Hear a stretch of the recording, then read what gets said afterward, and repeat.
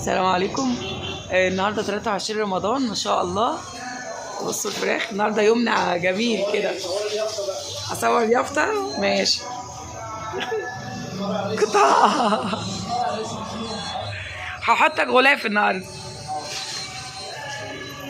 ما شاء الله جزاهم الله خير والله العظيم.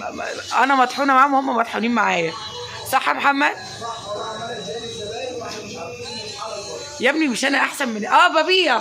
وامبارح جيت قطعت محمد ولا لا؟ هي اللي طلعت الشغل نفسها امبارح. والله ما انا مجبره انا متعور وانا طلعت الشغل مكاني. مجبره انا اللي انزل اشتغل. بقول لك صحيح محمد قعد يتضايق مني امبارح وقال لي ما ده اسبوع. لا والله كنت حلوه ساعه مش مشكله. بصوا اول حاجه ما شاء الله الله اكبر. يلا والله الايام دي بقى فيها سباق خير. بصوا فظيع يا جماعه فظيع الله اكبر يعني. عشان العشرة الاواخر بيبقى فيها سباق فظيع. كان نفسي يعني اخد اجازه بس مش عارفه. كان نفسي اخد اجازه يوم الوقفه بس مش عارفه هشتغل ولا لا.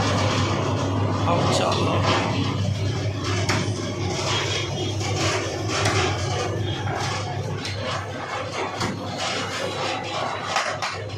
ما تسيب لنا التقطيع يا محمد. ماشي. تصورت الفراخ عندنا في اسكندريه ببلاش. نمبر 1 ببلاش للناس الغلابه الطيبين. احنا بتوع الغلابه. احنا بتوع الغلابه اسكندريه وببلاش. قولي حمزه. نمبر 1 ببلاش وحياة ربنا ببلاش. ومعاها مكرونه. انتوا عارفين النهارده الوجبه مكونه من ايه؟ اقول لهم. وهي حاجه غريبه قوي. اكياس ملوخيه مع الفراخ. لا البانيه بكره ما تقللش عن شغلنا.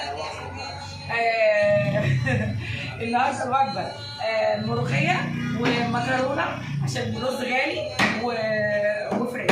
ما شاء الله 30 اسره 120 فرد يعني الله اكبر علينا يوميا في رمضان. ببلاش. قول لهم ببلاش. ببلاش احنا بتوع الغلابه. على فكره احنا دلوقتي الوجبه طبعا انا لسه ما اعرفش الاسعار كام بس احنا لسه بنبقى لا برازيلي ولا تايواني. مذبوحه والله والله حاجات جميله. وكلمه كل الحافظين احب اقولها لك هنجيتها لك. افرق يا عم.